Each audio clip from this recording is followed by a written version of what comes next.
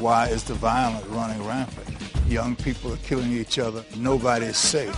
Most of my family are original Compton Crips. And those of us who was Crips, we stayed together. We was bad. We was gangsters, straight up.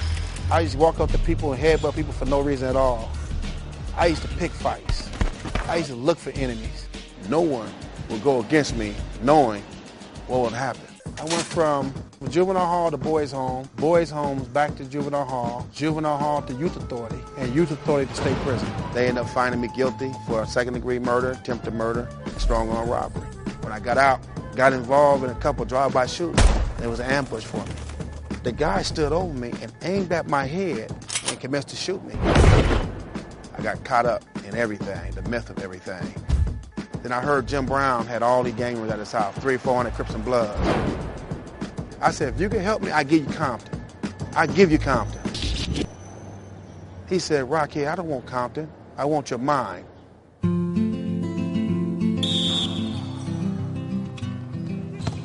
want to hear the car.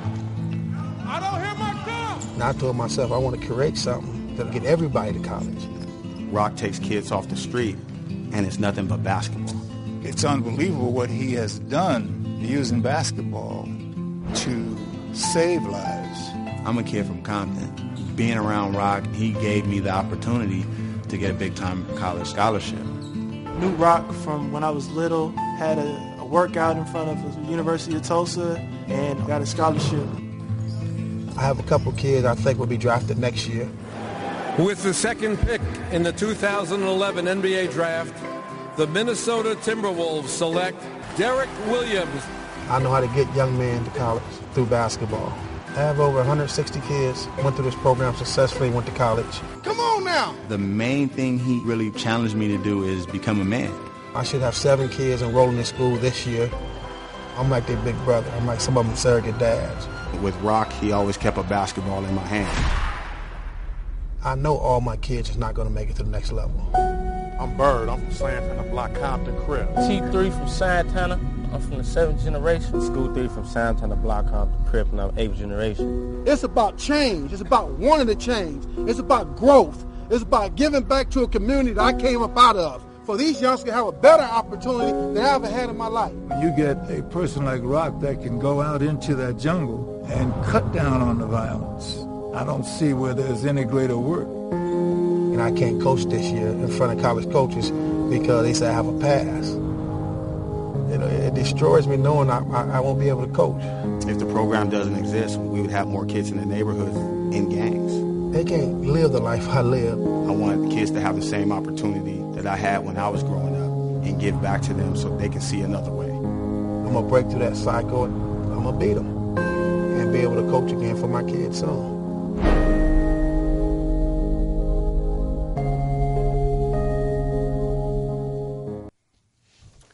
Welcome to a very special edition of Uncle Bobby's Country Corner, where real men don't play.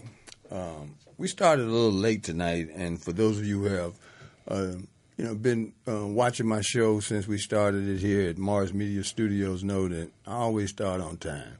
And it's hard for me to say this because he's close enough to really put his hands on me. And I want to share a little secret with you about how men conduct themselves around men.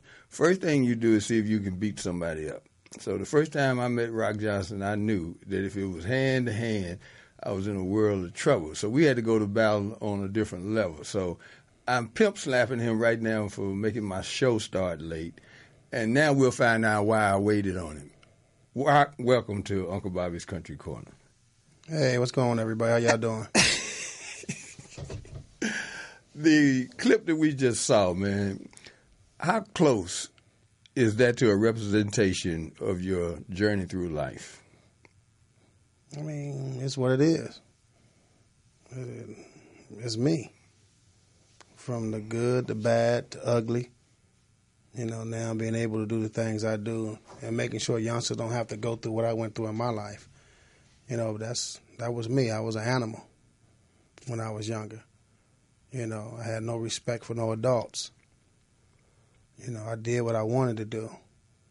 No one told me what I could do.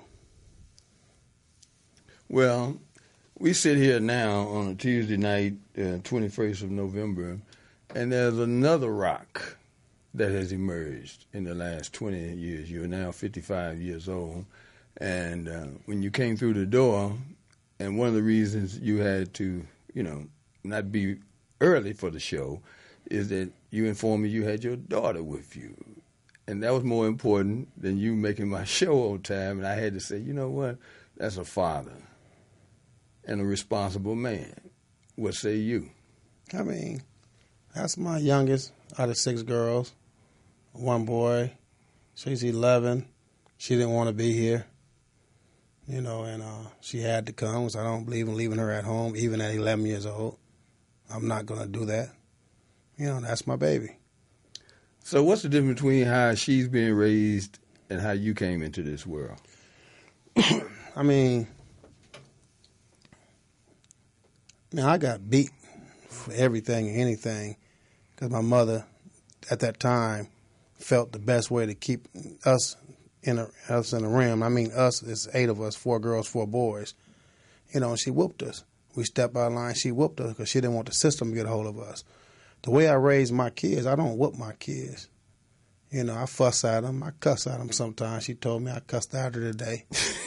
I curse at them sometimes. But they know I don't want them ever to go through the things I went through in life. My son's at York University, a junior, full scholarship ride. He actually got a game right now I'm supposed to be watching.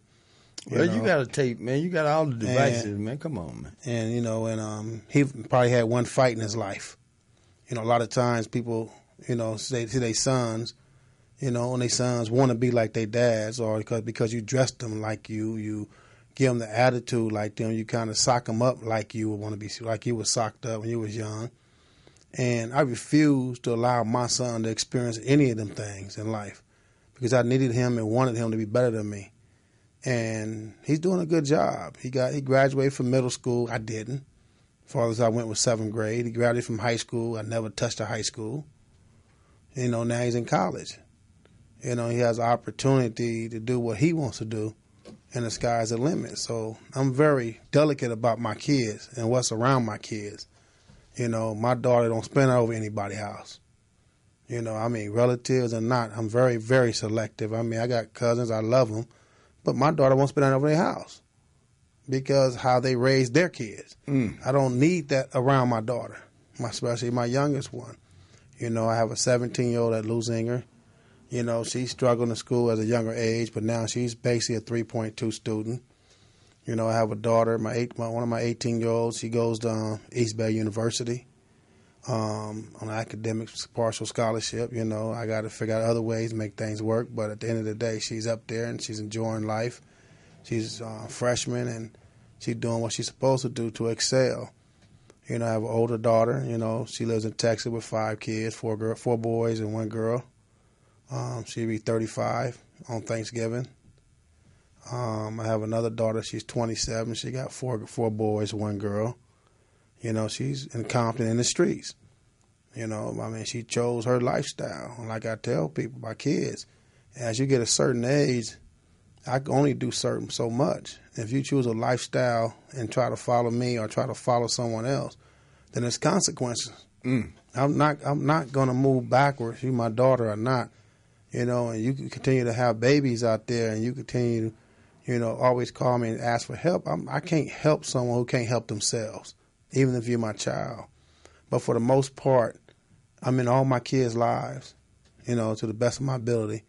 My kids really don't need for anything. They got great mothers, and I've been lucky enough to have, mothers of my kids that really care and love their child, their own child. So it's a big help when you have that and not a lot of headaches. But like I said, I refuse to allow my kids to go down my rope, especially my son. Well, earlier today, I had one of those moments that I stockpiled over the time of my life. And what made today something I'll always remember in a fond way is when I'm around extraordinary men. There was 4 men gathered earlier today, older white man, brilliant at what he does, Rockhead Johnson, myself, and Antoine Fisher. And I'm not talking about Derek Luke, the guy who played him. I'm talking about Antoine Fisher. And what made it special was Rock and Antoine. I've never met any two people. Never met one before I met them. And it's two of them that started life in hell, absolute hell. And they went different routes to their own stature in life.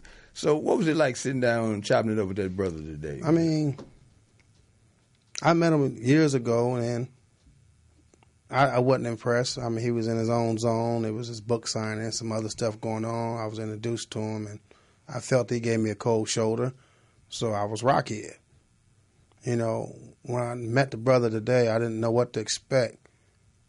But from meeting with him and him listening to me and I'm listening to him, the brother's a brilliant brother. And I can't say it even more bigger than that. I mean, he's a brilliant brother. And I'm hoping after our conversation today that me and him could build a very great relationship in a sense of friendship and business. And as the narrator of this meeting today, what made it special was there was an immediate mutual respect. Because when men get together, you know, we go through these layers. You know, we got all these dividers here. And all of them came down within a couple of minutes, and they just started chopping it up in a way that I believe the film, if made this way, will go into that lasting, you know, greatness, just like his story, the Antoine Fisher story. They're going to play it on a number of channels during this holiday season and during Black History Month. And this film has this kind of potential to have that same kind of effect on all people.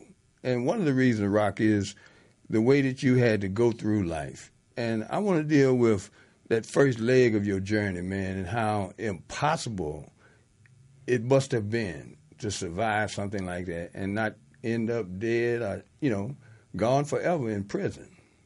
How did you avoid that fate? I mean, when you realize you go from multiple boys' homes, you get kicked out of all of them, juvenile halls, went through all of them. I mean, so you got Central Juvenile Hall, Wayside had a little juvenile hall, La Puente, Los Prinos had a juvenile hall, and you get kicked out of all of them. You know, camp said I was too violent for camp, going to camp. Typically, you go to camp, and then you go to the youth authority. You know, you go to Fred Norwalk first, and Fred C. Nellis, got kicked out of Fred C. Nellis, got kicked out of Paso Robles. You know, Preston wouldn't touch me, sent me to YTS. Got kicked out of YTS at age 15, 16, charged me as an adult and sent me to state prison. You how old? I was 16, getting ready to turn 16. I was 15 when I first went to state prison, Tracy State Prison, and what they call the gladiator school. You know, and your first experiences, you know, when I first get there, you know, I said, yeah, this is where I want to be. You know, because the youth authority wasn't bad enough or tough enough for me. And I knew the only way I could survive, I had to be the baddest. I had to be the one. You know, so after leaving TS and I go to Tracy, you know, fresh off the bus, I see, you know, some northern Mexicans and stabbing up, working in R&R, stabbing up some southern Mexicans. I'm like, shit, this is what I want right here. You know, I like this. I mean, y'all got to understand, I was a young renegade. I told my mother at 12 years old, I don't have a mother. You know, and I wasn't expecting no one to come visit me or send me letters, and I didn't get that. You know, so I conditioned myself to be a monster. So when I saw that, I was happy. I wanted action. Then I get experience when someone slid a book up under my door in orientation. I opened the book, "Welcome to the Jama family," and I'm like, huh? So I slid the book back out, and I got out, walked out to go to orientation committee hearing. Welcome to the Jama. I said, what you mean? You slid a book up under my door? And the Jama mean Black Guerrilla Family. What they did in the late 70s, they would put slide books up under young brothers' doors, and there's a constitution in there, and now you're a part of them. Rather than trying to recruit them the right way, they was entrapping us. And I told them, I ain't no damn Jama, I'm from Compton Crip. And that was my attitude. You know, and I became a man real fast, and I realized how can, if the guards tell me what I can't do, how can I let another man who's in jail like me tell me what I can't do? So when I saw how them older guys was really taking advantage of us younger guys, and in some cases beating some up, raping them, doing all kind of crazy stuff, I said I will never be subjected to anyone telling me what I can and can't do. And at that moment, I said I ain't got no respect for no adults. So every time an older guy told me to do something, I stabbed him. And the more I stabbed people, the more respect I was getting from my peers. The guys my age or a little bit younger, a little bit older than me. So I became a monster in there. And by becoming a monster, it allowed me to survive. It allowed me to take respect. And once I took enough respect, when my name started ringing a bell, people start respecting me. I didn't have to take it no more. They knew my action was my bond. You know, a lot of people talk that smack, but my action was my bond. There's not a person in California state prison system who was in prison from the 70s to all the 80s could tell you anything bad about Joe Rockhead. Well, let me take off on that for a minute. In fairness to people that have no understanding of where this conversation get ready to go, one of the biggest challenges about incarceration is being physically violated. It has nothing to do with anything other than whether you can prevent it. And very few people in prison can prevent that. And when you told me the story about with the power that you had and the attitudes you just had from somewhere else that said, you know, I'll never use that.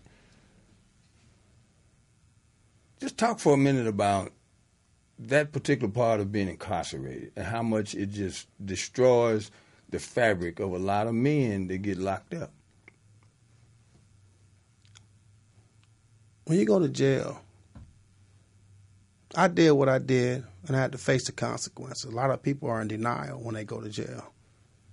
And that's, to me, it's a form of weakness. But when you go to jail, you don't have nobody. And you lost. You come out that cell, and you go to that yard, and you got killers in that yard. You got guys with double murder, triple murder, with triple lives, you know, attempted murders. You got some of the coldest gangsters from all nationalities. And this is where you got to live. And when you got to live there, you have to figure it out within yourself that what type of man you're going to be. Because your life could be taken as quick as you pop your finger. You know, your self-esteem could be stripped from you the way people talk to you. And people may take your kindness for weakness, and they eat you up alive. You know, example, I had a guy in B facility in New Folsom when they first opened. And this guy was a good brother that I knew. And I knew he was solid. But some of the other homies didn't feel he was since he wasn't representing Crip or Blood, they needed percentage of his commissary. And I'm like looking, you know, and the guy come to me, he said, Rockhead, I said, what's up? He said, man, your homeboy's trying to extort me, man. You know, I ain't no punk, man, but, you know, I get down for mine. You know? I'm like, man, you're a good dude. So I spoke for him. You know, and I said, look it, man, dude said he get down with either one of y'all, but he ain't giving y'all nothing. I like the dude. Dude, solid dude. Man, no, we need that. It's like vultures. You know what I mean? Guys become like vultures in there. And it happens every day. Every day behind that wall is something going on that takes a person's spirit, it takes a person's soul. And you might just want to go there and just do your time. That's not possible. Today, they heard is a lot different, but in the late 70s and all the 80s, it was not possible to go there and say, I'm just going to live my life and do my time and try to go home or do my time for the rest of my life. It can't be done because you have so many hang-ups, so many power trips. Just like in the Panthers, you know, or the Us Boys, they had organizations that self-destruct from within. You had organizations that was created for the young brothers in behind that wall, but it's self-destruct because the leadership always get greedy. So you constantly on your toes, no matter what. And if you're not strong, if you don't define yourself in a physical way and make people respect you, And then you might fall victim. One little slip up could change everything for you.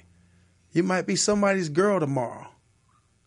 You know, might be somebody's runner since you get drugs in or whatever. But prison life, and I tell youngsters every day, you don't want to go there. You don't want to be controlled by the system. You don't want to be controlled by your own peers. So to avoid going there, make better choices today. Because it's an ugly reality. That stuff they put on Oz, that's prison stories they do, and they pay them guys $50 to tell y'all the story y'all want to hear, it's a lie. I will go head up, pound for pound, for any prison story that's out here. I lived it. I ate it. And I survived it. And I survived it to a point where they confined me in solitary confinement in the hole for 8 straight years. And I survived it. So no one can really tell me anything about prison. It's very hard to deal with me with prison life. Not really, because as you finish that affirmation of who you are, it gets quiet in here and anywhere someone could have heard what you said. Now, to go from that guy to the one I met through Jim Brown, what changed? I was told, I remember I got called down for court for one of my daughters, and I think it was 85, 86.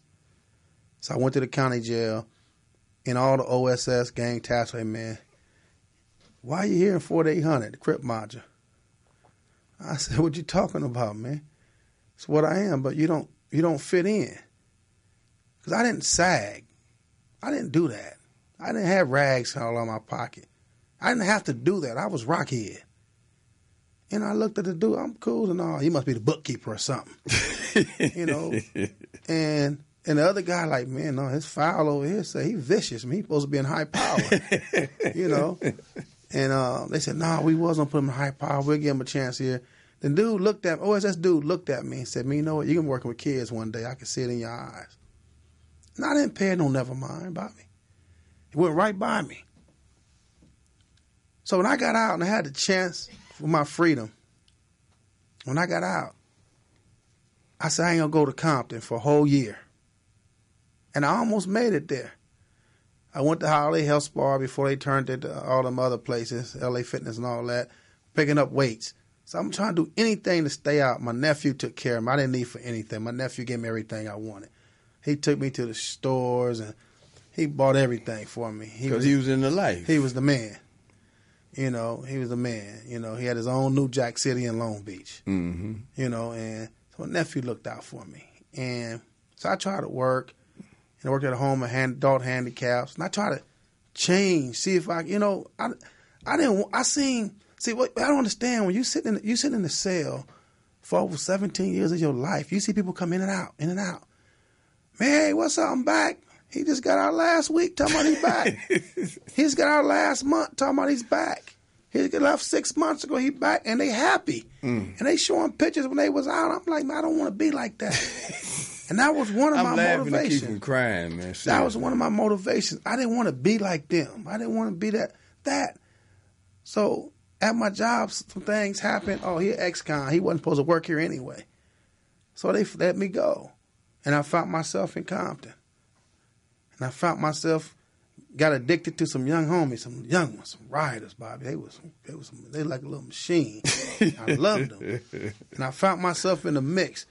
And I found myself doing stuff I wasn't accustomed to doing. So y'all got to understand, I went to jail at 12, got out at 19, went back at 19, and got out at 35. So I never had the chance to do what everybody say the wild, wild 80s. So I got caught in the 90s and 92 doing what I was doing, to a point where I found out one of my homeboys did some scandalous stuff. I snatched him out the car and put a gun in his mouth and said, we don't tell on our homeboy. We don't give up our homegirls. Because I was made differently. You know, I started doing silly and stupid stuff. So when I heard somebody say, hey, Rocky, you know, Jim Brown got all the Crips and Bloods at his house. I said, who that? I ain't follow no football. I ain't follow none of that stuff. I was in jail. You know? That's Jim Brown whoop. I said, man, Who he got up there? Crips and Blood. He ain't got me up there. He ain't got nobody. I said, y'all want to go up there? So we got 60 guys. We went up there. You know, I didn't know what to expect. You know, it was a bad time, and they had the Tasha Harlan killing, so they had the Asians up there talking peace with some of the other brothers, and it was something different. You know, the early 90s, right? That was 91, 92. And I'm like, man, I don't care about this stuff, man, you know. So we left. You know, and Jim Brown reached out to me and really challenged me. I mean, he said some words to me that, you know, most people don't get away with, you know. And he got away with it because he stood up to me like a man's supposed to stand up to me. And from that moment on, he became my surrogate father. And he trusted me with assignment after assignment after assignment. So that was the first step of my change, accepting another man's voice, Bobby. Accepting another man's voice when I had no respect for no adults. You know, and every situation I've had from that moment on, he stood by my side. When I got shot, he let me stay at his house. When my daughter got killed in 98. Well, wait a minute. You're going a little too fast because, you know, a lot of people get shot. But I've never met anybody that's been shot 11 times that look the way you have looked since I met you. I didn't know you got shot till you pulled your shirt up and showed me all them potholes all over your body, man. 11 times. He got shot 11 times, man, according to the story that I believe. I mean, the doctor got the same story, though. They got records. Well, that's why we got to do the movie, because that ain't regular, man. They got records, man. It's good, because people don't believe you look like you were shot point blank range 11 times, man. I didn't believe it. You know, but I survived it. You know, it's like, Bobby, the last 5 shots, I looked the dude in his eyes. He looked at my eyes, aimed at my head, and went in my arm 5 times. You know, and I don't know. Like people say, I was meant to be here. Evidently. You know, I was meant to be here to be able to spread my word and get my message out to help save other lives and give other people opportunities. You know, at first, I had that killer machine in my eyes. I warned them all. You know, the cops came and said, we know who did it. We know you know who did it. If anything happened to them, we're going to wash you up. So I had to make choices. You know, be that asshole and that idiot or be wise. And I chose to be wise. So what role did Jim play in creating that space for you to grow into yourself? He treated me like a man. He treated me like a son. When he felt I was out of line, he got in my face. And people don't get in my face. Over the years, you've seen when people get on my face, I say stuff to them, and they don't like what I say to them most of the time. Truly, yeah. Because most people ain't real. So when you real, what you say sticks. And I'm a real cat. And Jim Brown, when I was wrong, he dug in my butt. We looking. I'm like, damn, that's what a father's supposed to do to a son, I assume. And that's how I took it over all these years, that a father would discipline his son verbally or physically if he has to. And that man showed me he loved the heck out of me, and I loved the heck out of him. And when I was wrong a couple of times, he really kept me focused. When he's always say, Rock, you got to finesse. You can't just run everybody off. This can't be me and you a part of American. You can't keep running everybody off. I said, but Jim, they busters. They weak dude. They sissies. You know, I can't stand someone say he tough and he ain't tough. And I can't stand, like most of the guys that go to jail since the middle 80s and up, they went to jail for shooting somebody. Listen to me now. They went to jail for shooting somebody, another black man basically. And they get to jail. Then when the Mexican Mafia and the Aryan Brotherhood and whoever else declare war on us, they putting books and stuff around their bellies so they won't get stabbed. But they shooting people on the streets without their guns, they sissies. Without their guns, most killers, without their guns, they sissies. Because when I saw over and over again in them prisons, guys in there for murders was out there, was scared to come to the yard. They were scared to come to the yard. They put me on the yard with 32 Mexican Mafias before, and I was the only black. This is on record. And New Folsom in the hole tried to set me up. And we had a truce. And I played handball with them every day and chess with them every day. Every day. They had brothers on my tier refuse to come to the yard, and they saw it was 35-1. So when they came to the yard, y'all know what happened to them.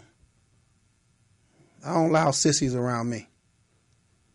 But at the end of the day, what helped me change, I think Jim laid that foundation through American, and he laid that foundation first with me and him as a man to a man, a father to a son. And then with American, he taught me and showed me that I wasn't cursed at birth, that I am somebody. Because I was a person who used to walk around and move around like no one cared about me, no one liked me, and I didn't care about nobody, and I didn't like nobody. So I always felt that I was cursed at birth, and it was meant for me to be who I am. You know, but when I learned that I wasn't cursed at birth, that was one of the biggest steps for me wanting to change, for me to want to take responsibility for my own action. So when I went through the American program, 15 chapter life skills program, and taught me that take the responsibility for my own actions, when I took that, it helped groom me and make me the person I am today. Well, you know, Rock, as you were sitting there, this segment of the show is for Murfreesboro, Tennessee, because a few of my people down there do watch the show. And when they see you, and I tell the following story, they'll really chuckle and appreciate it.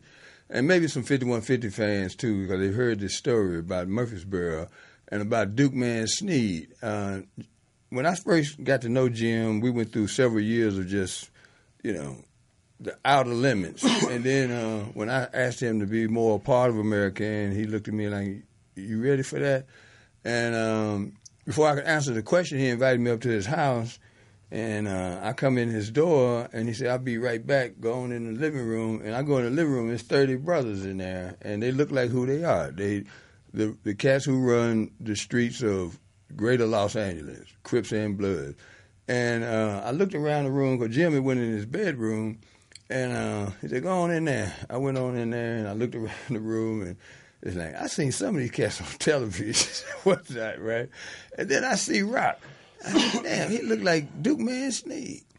And I'm the only person in the room with a suit on. And they can smell I'm not affiliated. I don't even look affiliated because I'm not. I'm from Murfreesboro, Tennessee. I don't know the difference between a Crip and a Blood, for real. And I had to go in that room and look around that room and say, okay, what's my best bet? And I saw Duke Man Sneed. He still looks at me like that when I say that. Like, who the fuck is Duke Man Sneed? I said, man, I'm from Murfreesboro, man. I don't know none of y'all, man. I ain't scared of y'all. I said, man, what's your name? He said, my name is Rockhead Johnson. He said, who the fuck are you? I said, I'm Bobby Glanton-Smith. Everybody in the room was like, what just happened? And I'm going to have to clean my language up, excuse me. That's why I've been cleaning it. Yeah. But see how he just directs? So I chose the right guy because everybody, when I just, spoke my piece and said, man, I ain't no gangster, man, but Jim told me to come up here, man, so what's up? And Jim came out of the room and said, all right, everybody sit down. I didn't piss in my pants because that's the kind of effect Rock has had on people. Like he said, it wasn't true about who they were. And I take that to this place right here. I met Rock in 1992, 93, and I didn't know who he was or nothing, but from that time that I met him at Jim Brown's house, I felt a certain way about him, and I knew that there was different layers to him, and we've known each other ever since, and I call him a friend, for real, because he is that kind of cat. So after you did the introduction with Jim, and y'all formed that relationship that I eventually experienced a couple of years later, what did that lead you to? I mean, it led me to my journey. In the program, it's not about a destination, it's about a journey. And it made me realize the difference between a destination and a journey. But I was on my journey, and I didn't know what was ahead of me. In my journey with meeting Jim and dealing with America, being a part of American, like I said, I got shot. My daughter got killed. So I had my trials and tribulations, in that journey. I took the ICANN out of American and created my own ICANN Youth Foundation, where I help young men get to college through basketball. But how did that start, though, Rock? Some kids on my block, kids on my street, playing all the time, and they asked me one day, hey, Rock, can you take us to these games in Long Beach? I had nothing to do, So I said, yeah, let's go. I'll take y'all. I got them in my car, drove to Long Beach to the gold mine, Long Beach State. And I'm sitting there, paid for all us to get in. I'm sitting there and I'm watching them play. And I'm like, why y'all not playing? Oh, man, Rock, my mama can't afford it. No daddy. None of them got daddy. I got bad grades and, nobody want to mess with me. I ain't good enough. I'm like, man, but some of y'all better than some of these players I'm seeing right up down the court. Oh, you ain't seen them hooping? Yeah, I see them hooping around the corner all the time on the west side. And I'm like, no, y'all should be playing. And the first thing one little dude like, you gonna put a team together? I know nothing about basketball. Nothing. He's been in prison, y'all. I played prison ball. Prison ball, straight physical. No, that's football on a basketball court. If I travel, you got to confirm. You got to confirm my travel because I'm fighting that travel. I got mean up and under, And so I looked at them. I said, "Well, who run this?" And somebody said, "Man, I think that guy over there." So I walked up to this guy named Izzy Washington.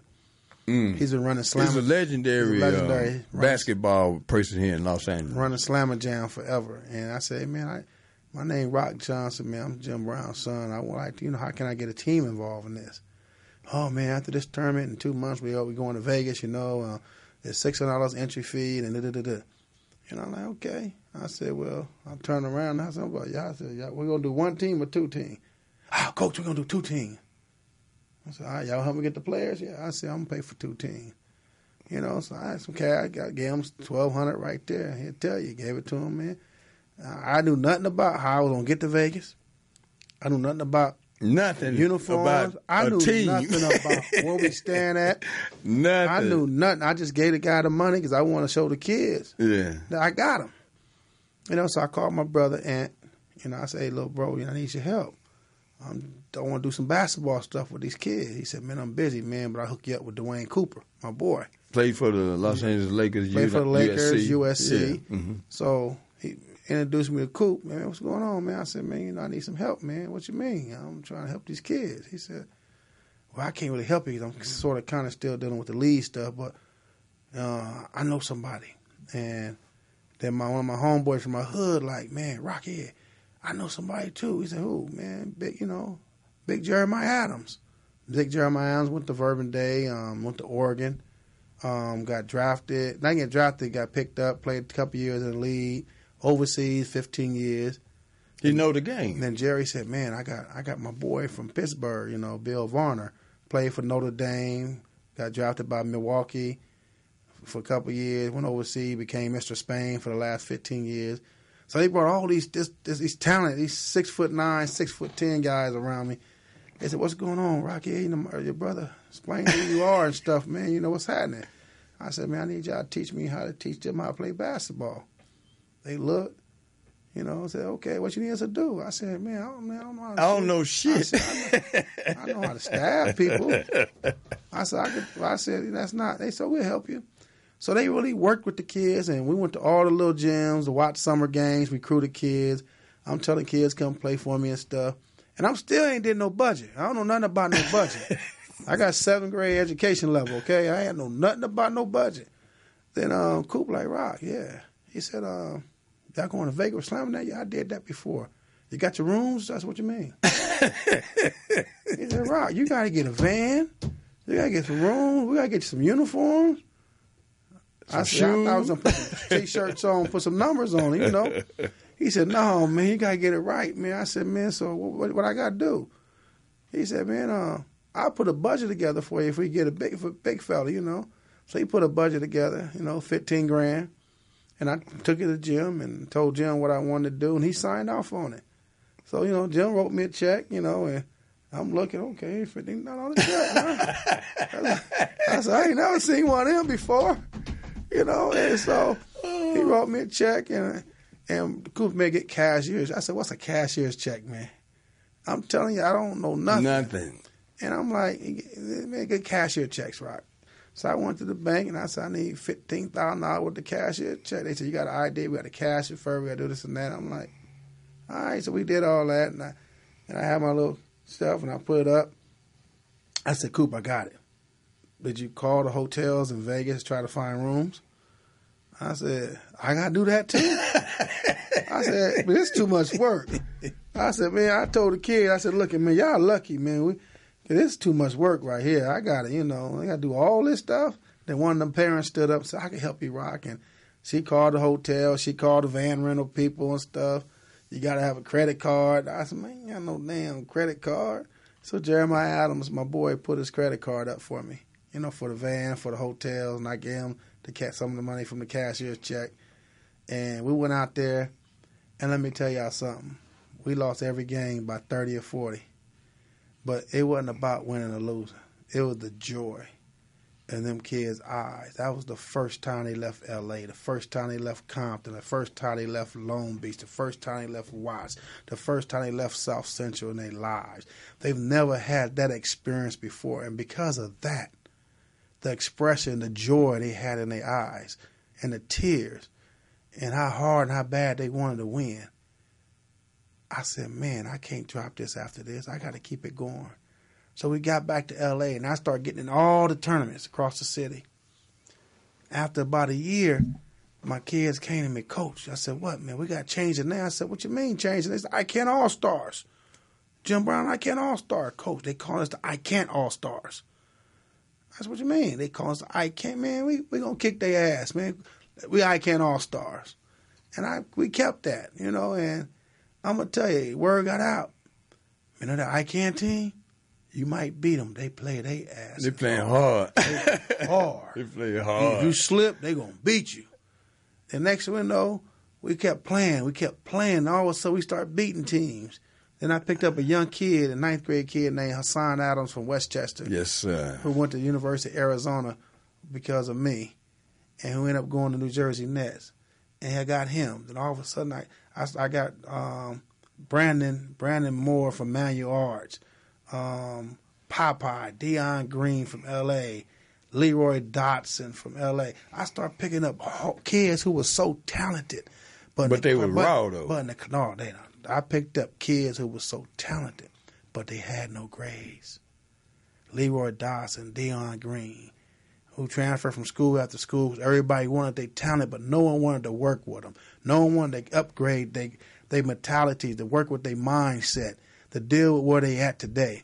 And I said, no, man, I got to start doing some of the curriculum, the life skills program with some of these kids. Leroy was so bad. I mean, he was talking smack to me when I was driving to Fresno for a Fresno tournament, EBO. And he said, man, you pull over, I'm going to slap you. I said, what? I pulled over and he slapped me. And I grabbed that little dude, so I had to realize he was a little kid. I picked him up and slammed him, sat on him until he started crying. Everybody, man, Coach, don't kill him, Coach, don't kill him. I said, man, who you think you is? But Leroy Dotson raised himself. And the more I saw that in the kids I was dealing with, the more I felt that there was a need for me. And it got to a point that we became one of the top teams and not just Southern California, but all the travel ball. We only team, even today, we the only team that's not sponsored by nobody, and I still get kids to college. I have a passion. I'm driven to help these kids. I got over 180 kids to college, from DePaul University to Minnesota University to Virginia Tech University to Long Beach State, Fullerton, Northridge, Arizona State. I mean, I could name over 40-something schools that my kids went through since I started this. I had a young man, Bobby, named Ronald Armstead, LMU. He was homeless, sleeping in a car. Went to Fremont High School. I took him up under my wing. Got him going. He got back in with his grandma. His dad was in jail. Got a scholarship to LMU. Played a couple years. They felt he wasn't good enough. So they said, hey, Rock, we got some better players. You know, we'll know. I said, well, keep him up on the partial. They kept him a partial scholarship. His kid, then they needed him when someone got hurt. They put him back on the team. And he played. I said, what you going to do when you finish playing, man? I'm going to get my double degree. He got his double degree. Now he ain't going after some other kind of degree. And the other day I said, man, I got some people who want to interview you about this documentary I want to do. I need to holler at you. He said, man, whatever you want me to do, Coach, I got you. This dude pulled up in a rag top Beamer, convertible Beamer, pulled down, music blasting, lean back at 6'5", lean back, cruise in, music loud at L.A. Jordan High School where he get that car taken from him.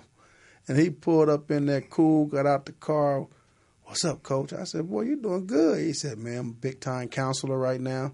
You know, that I'm doing some motivational speaking. And I'm like, that's what I needed. That's what I wanted. For him to be homeless, living in a car, to have his degrees, and to do the things that he's doing for himself, that's my strength. That's my thing, Bobby, getting them kind of kids. That a kid named Tony Freeland from Fremont. He was so bad that when the head coach from DePaul University came to his high school graduation, the principal said, I don't know why you want him. All they're going to do is smoke weed and fight every day. And I wanted to take that principal head off, and the head coach, no, I got this, Rock. I got this.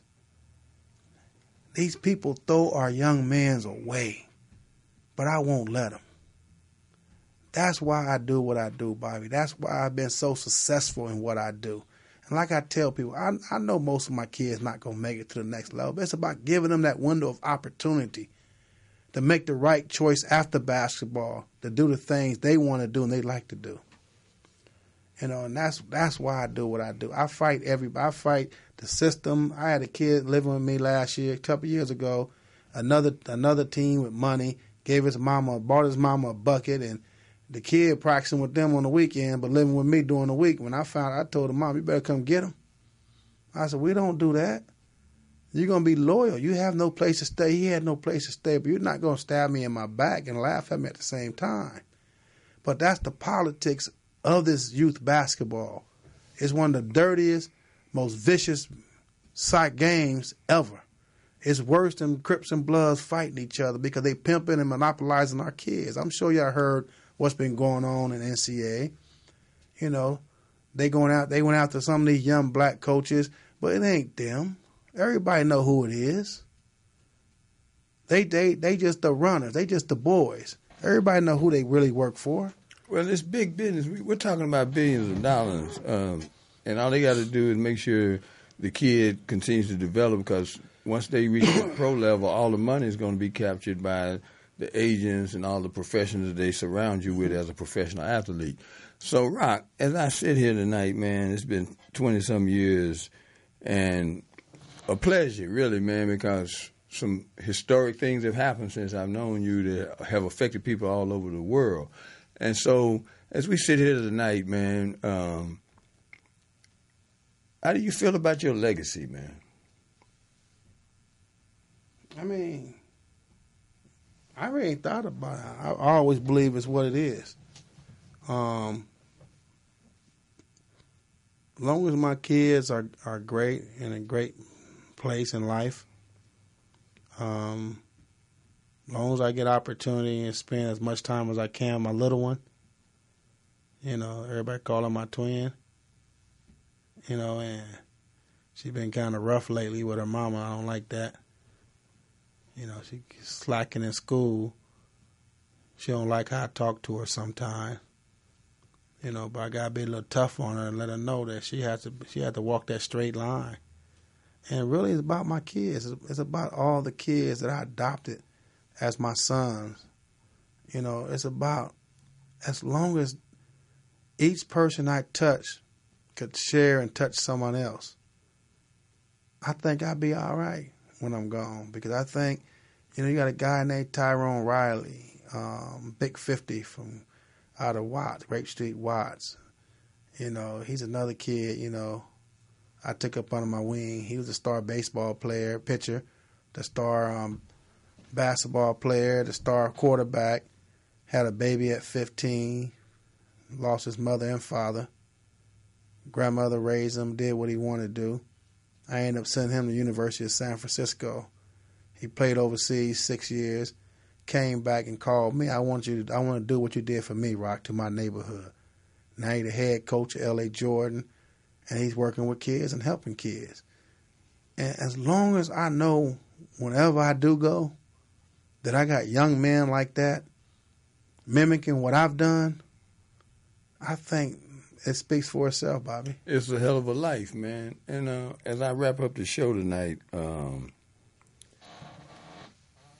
this movie will get done, and a lot of people be glad that it happened, because it's not that many human beings that have came on this planet and found a way to survive hell on Earth and then leave footprints worth following. And so by Rock sitting here tonight and sharing that part of his life with us, and I've known Rock a lot of times, and I heard some things tonight for the first time. And that's a level of trust that we've established, because as a historian, and that's what I claim to be, I have to have a story to tell. And this is something everybody can benefit from knowing about an amazing relationship between this brother and one of the greatest men who ever lived, the great Jim Brown. But both of these stories are so consistent with the top of the food chain, because when men take their responsibility serious, it's a better world.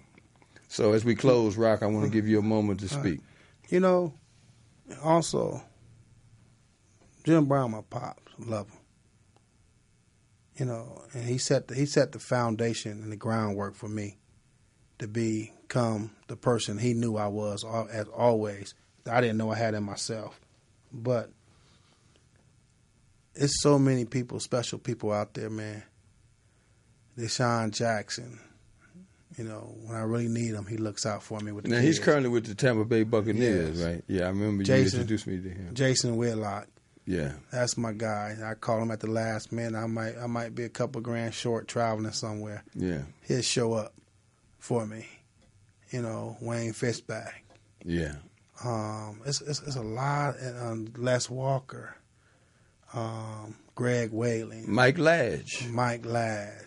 It's so many people who believe in me to make this possible, to make me survive and move on the way I do, to make me really don't want to give up. When I feel like I hit a wall, it's always someone special coming out the box. You know, Bobby, and I just thank you for introducing me to Antoine Fisher today, because I really like him. Well, it's an opportunity to make history, You know. man, and to record history properly, because very few people have been able to go through. It's even hard to even put words to another person's experience, because everybody got to cross the barrier. I don't care how you came in this life, you done had some trouble from some part of your life. But some people done had more than most of us would imagine having to deal with. Don't make you better or worse, because it's how you deal with that. But what makes you special is so few people actually go through a transformation like that. And my true strength is really coming from my kids. My daughters, my only son. I strive to make sure I could take every breath to make sure I could see them do better than me. And there's a good reason for it, because he's got some amazing seeds. Because I remember when Little Rock was Little Rock, he was a baby. And the last time I saw him, I was for the first time looking up at him, because he was a full 6'3". And I remember when he couldn't dunk, and he wasn't that coordinated. He was about 11 or 12. And every year he got better. He got better. And Rock didn't believe in nepotism. He had to earn his minutes. You know, he was a senior before he got to really play. And it was worth every bit of it, because he's a good kid, and he's doing all the things that Rock would want him to do. And it's been an honor, Rock, to have you on the show tonight, and we will keep people posted on the progress of, you know, the things that we have been doing all these many years together, man. So thanks for stopping by Uncle Bobby's Country Corner. All right, thank you, and I thank the show and the people taking their time to spend a little time with us today. And I appreciate it. So, OG Portis, thanks once again for letting me be myself. Hopefully we'll see you next week. Tell somebody.